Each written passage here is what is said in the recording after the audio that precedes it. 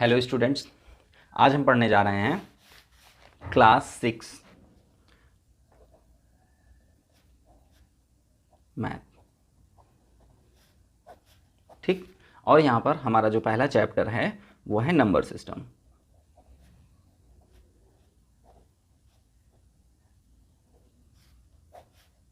ठीक है, अब इस नंबर सिस्टम के बारे में हम क्या क्या पढ़ेंगे आइए देखते हैं। सबसे पहले तो हम एक्सपेंडेड फॉर्म लिखना सीखेंगे। दूसरे नंबर पर हम सीखेंगे प्लेस वैल्यू कैसे फाइंड करते हैं।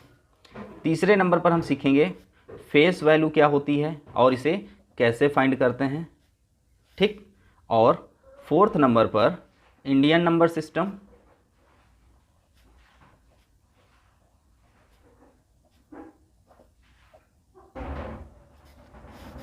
और फिफ्थ नंबर पर इंटरनेशनल नंबर सिस्टम। ठीक है, चलिए देखते हैं इंडियन नंबर सिस्टम क्या होता है। सबसे पहले हम इंडियन नंबर सिस्टम सीख लेते हैं। क्यों?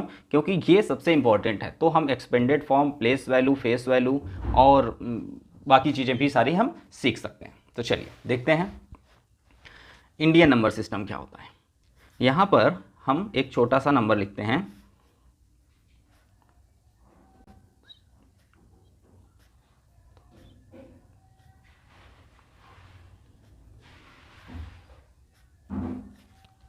अभी हम 10 करोड़ तक नंबर ले रहे हैं। ठीक है, इसे स्टूडेंट्स हम बोलते हैं वंस। ठीक, या वंस डिजिट क्या बोलते हैं इसे हम? वंस प्लेस बोलते हैं या वंस डिजिट बोलते हैं। ठीक, क्या बोलते हैं? वंस प्लेस, जो ये सबसे पहला होता है।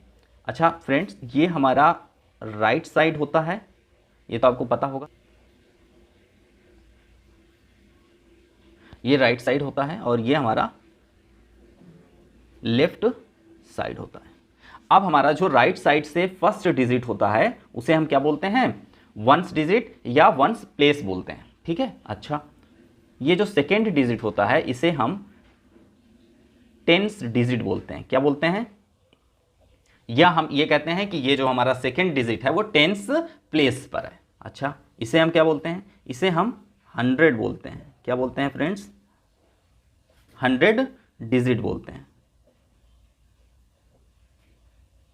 फ्रेंड्स। इसे हम क्या बोलते हैं? इसे हम 1000 बोलते हैं। और इसे हम क्या बोलते हैं? 10,000। इसे क्या बोलते हैं? लाख। इसे क्या बोलते हैं? 10 लाख।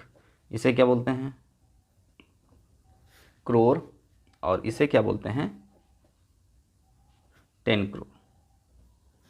ठीक है, 3, 4, 5। ठीक है, एक छोटा सा क्वेश्चन लेते हैं, फिर अभी एक बड़ा क्वेश्चन लेंगे।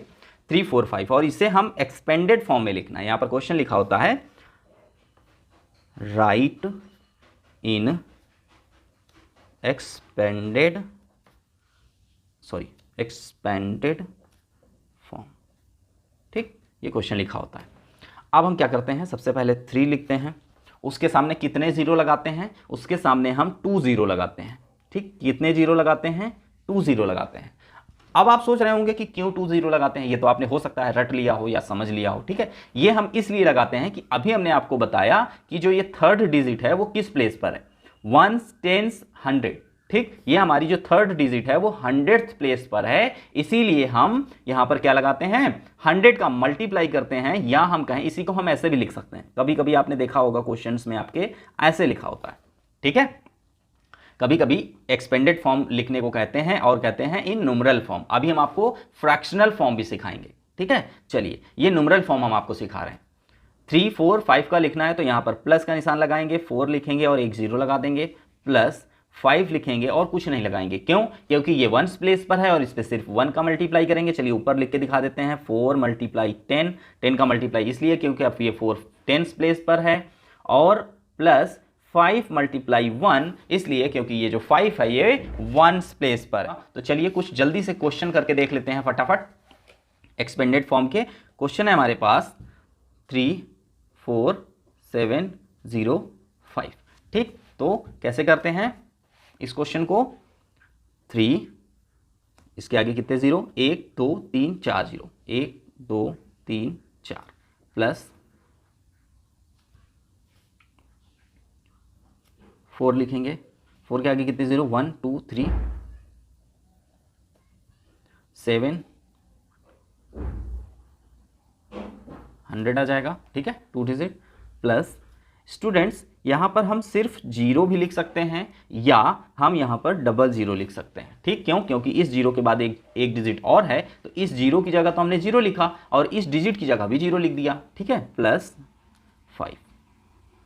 ठीक, लेकिन जब आपकी कॉपी में या आपको जब एग्जाम में क्वेश्चन दिया जाता है तो यहाँ पर ये जीरो नहीं लिखा जाता है। आपको एक्सपेंडेड फॉर्म कैसे दिया जाता है? 3, ठीक, ये आपका 4 जीरो लगेंगे इसमें, प्लस 4000 प्लस 700 प्लस 5। आपको एग्जाम में ये क्वेश्चन दिया जाता है और आप गलत करके आ जाते हैं। क्यों? क्योंकि आप इसका जो मिक्स फॉर्म है वो कैसे लिखते हैं? 3 4 7 और 5, आप ये लिख के आ जाते हैं और ये क्वेश्चन आपका हो जाता है गलत। अब इसको सही कैसे करते हैं वो हम आपको सिखाते हैं।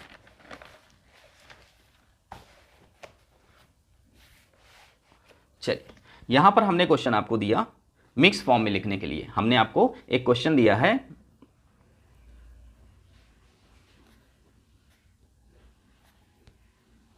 ठीक, हमने ये आपको क्वेश्चन एक दिया है और यहां पर लिख दिया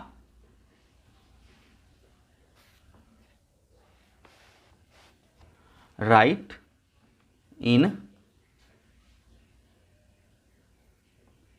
मिक्स्ड फॉर्म।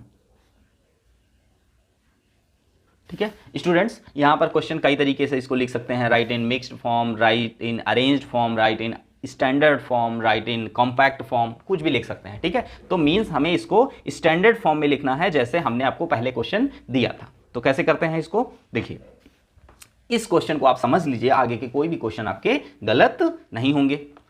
हम क्या करते हैं, सबसे पहले अपने इस फर्स्ट नंबर को देखते हैं। ये कितना लिखा हुआ है?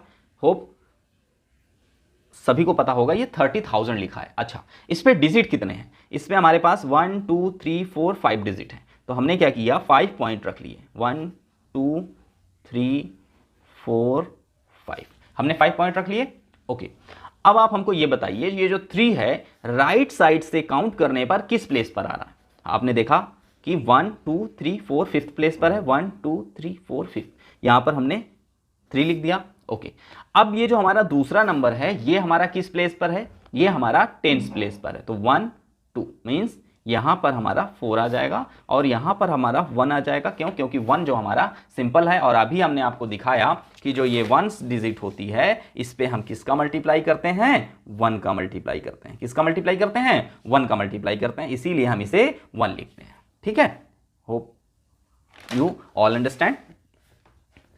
चलिए, अब आप सोच रहे होंगे इन बीच में नंबर में क्या लिखेंगे हम? तो इन बीच में जब हम कुछ नहीं बचता तो 0 लिख देते हैं। ये आपका सही आंसर होगा, ना कि आप अगर लिखेंगे तो आप ये लिखेंगे 3 4 1। आपको लगता है कि ये आंसर सही है? आपको लगता है? ये आंसर बिल्कुल गलत है।